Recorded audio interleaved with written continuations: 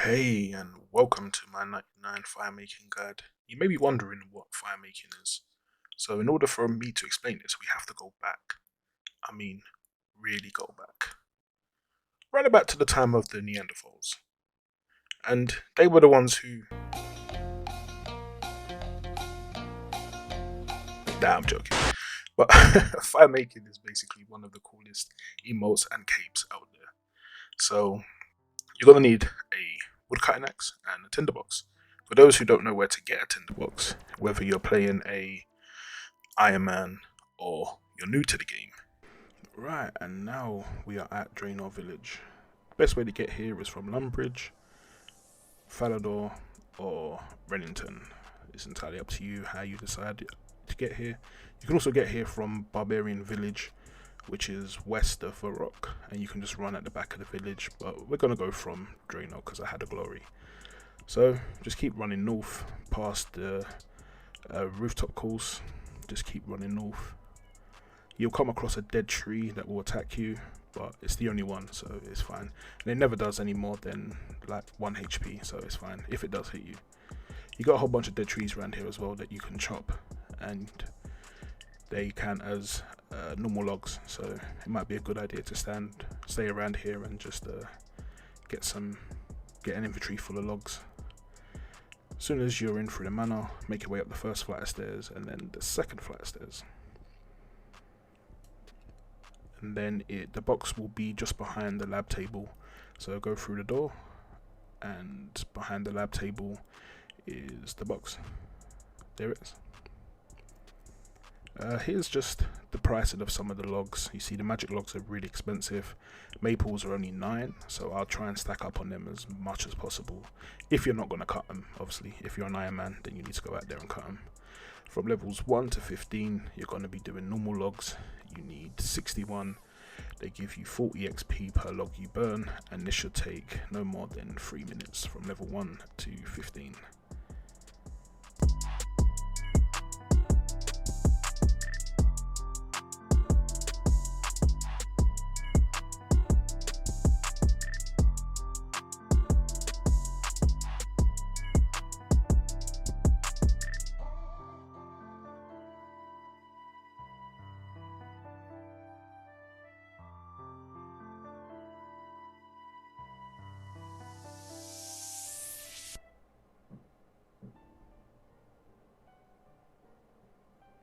Right, once you hit level 15, you're gonna be doing oak logs. You'll need 183 of these. They give you 60 per log and should take no more than, well, it should take no longer than 8 minutes.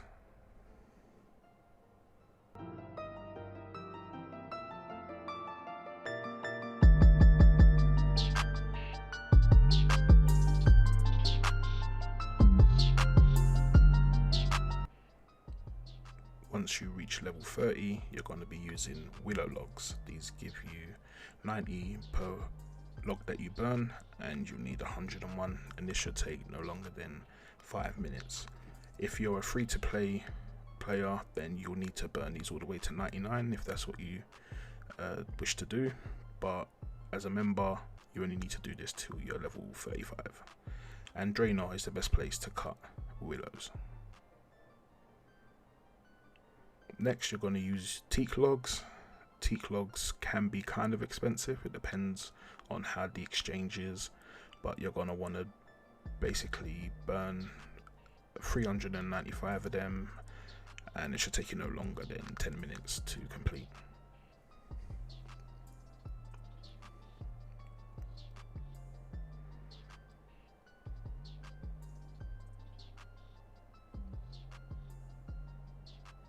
Next is going to be maple.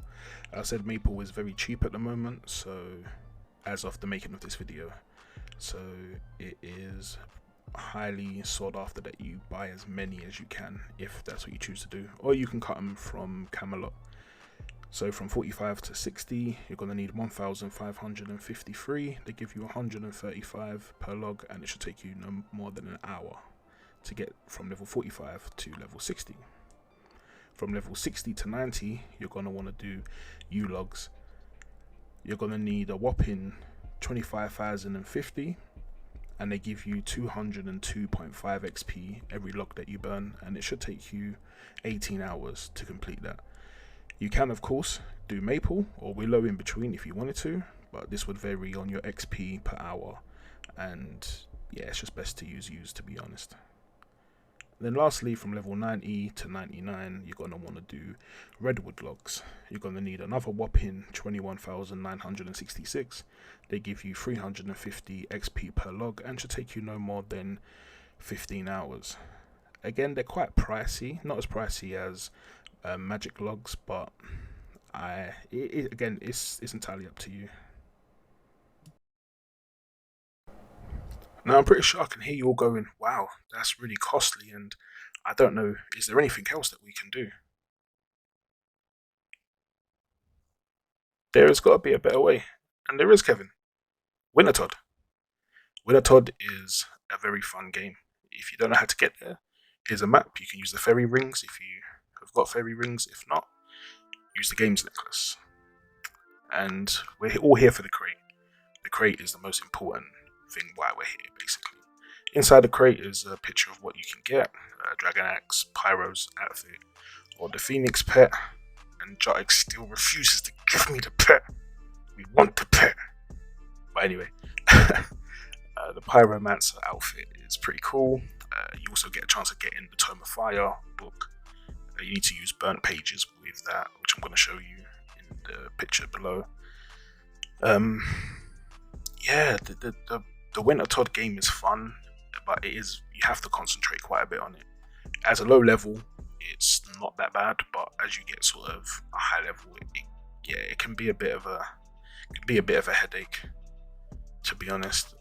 But it's fun, honestly. The Dragon Axes are quite cheap, so you're going to want to use the best axe you can to your level. Also, warm clothing is the most important thing you need to wear.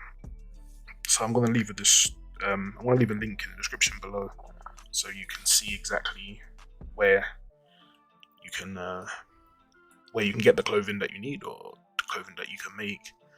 And yeah, hopefully that helps you out until you get the Pyromancer outfit. Once you get the Pyromancer outfit, then you're good, because you won't need to worry about too much, because it already gives you the warm clothing, so that's pretty good. So as you can see here, showing you how much the book is. The book is, I think it's quite expensive, but you can get it from the crates. So unless you don't want to wait for it, you want to spend money on the book and the burnt pages, then yeah, by all means go to the JE. But if you're an Iron Man, unfortunately, you have to basically wait until you get it from the box. You can also use a bug lantern as well, so that's pretty cool. That will keep you warm. Or you could use the torch, but again, it comes from the Pyromancer outfit. If you're using the group Iron Man, then you're good. If you're in a group Iron Man, because you can trade items amongst each other, which is going to become very handy. So you could just borrow it from a friend, or whichever you decide to do. So this is, I'm going to do a quick tutorial on the game. There are other tutorials that go into more depth. I'm only going to keep it short. As you enter the game, you've got 6 boxes. You've got knives, tinderboxes, axes, and you've got vials and also hammers. You only really want a knife, the tinderbox, a potion, and a hammer, because you already come in with your own axe. If you don't have an axe, you can get a bronze one, but to be honest, you should be using the one that you can hold, or that you can use on your woodcutting level. So as soon as you're done collecting all your items, or you've bought them from your bank, you're going to want to stand by the braziers. There's a brazier on each side. There's a top left, top right, bottom left, bottom right, depending on where you want to go. Sometimes it gets crowded, sometimes it doesn't. I normally use the top left personally. As soon as the game starts, you want to light, you'll get a nice chunk of fire making XP. Come over here, you'll pick a herb, you'll get farming XP. Sorry, not fire making. You'll get farming XP from that. Not a lot, it's just a little bit. You can then mix the herb with the vial you got from the box. That will then make a potion for the pyromancers when they go down. So when you're cutting these logs, there's 2 ways of how you can maximize your points. You'll get woodcutting experience, so you'll be training up your woodcutting as well. But this mini game is basically mostly around fire making, but you do get quite a few different levels in different skills, so that is quite handy for those who want to train multiple skills. Chucking the logs in is faster, but you get less points. So in the top left hand corner, you've got a point system, and you need to get 500 points in order to qualify for one of the crates. And the crates have all different type of goodies in them, but you want to try to maximize at least 500 points. If you get more, I believe you get multiple boxes. I've only ever got to 900 and something points, and I only got one. So I think every 500 you get an additional box, but it doesn't give you the additional reward to get a pet or anything like that. So as you're putting the logs in the fire, you'll see you get fire making XP, and you also get points in the top left hand corner. The bar at the top that's going from red to green is basically the boss's health. When it reaches 0 and you don't have your points, you won't qualify, but you'll still have your fire making XP. So it all depends on you, really. If you want to use the, I think it's called Kingling, it's basically you flinch it, which you also get flinching XP as well. But the thing with that is, when the cold hits you for the DPS, it will stop your interaction with you cutting the logs. It will also stop you from putting the logs in the fire. It doesn't affect you when you're wood cutting, so keep that in mind. You can slightly AFK wood cutting where you're getting the logs, but everything else you really have to pay attention. Sometimes the braziers will break like that, and if you fix it with a hammer, you'll get construction XP. And sometimes the pyromancer will go down like that as well. You also get points for healing him, but you won't get no fire making XP. And then once you light the brazier again, you'll get another fire making XP as well on top of that. So on the Kenling, I think, yeah, you get more points putting in once you flinch them. You get much more points. Also, healing the pyromancer, you get quite a fair amount of points as well, as you're gonna see. Yeah, so you get, I think you get about maybe 45 points, I think it is, which is quite good if you're gonna flinch it. But at the same time, when the cold seeps into your bones, you stop the interaction, so it can sort of limit your points in that sort. So the best thing to do is to really concentrate and don't spam click it, because it will only put one in at a time. So it's best to just wait until the DPS comes off you basically and attacks somebody else or whatever. It's all random. There is no actual script to how it happens. As you see, I got hit multiple times in 5 seconds, and then I don't get hit for about 20, maybe 30 seconds. So that's pretty much the whole Winter Todd game. If you don't want to have the vial, you don't want to heal the pyromancer, sometimes other players do it. If you're in a less like area like myself, you pretty much, you're gonna have to do it, unless the person has also got a vial. But not many people do actually have vials, so they do look for quite a few healers. So that's something to keep in mind. So once the game's over, as you see here, a massive whopping XP you get. This goes off of your level. So I believe if you're level 50, it will only give you 5,000. If you're 51, it will give you 5,100, and it goes up. So when you're 60, you'll get 60,000. When you're 70, 70,000, 80, 80,000, 90, 90,000.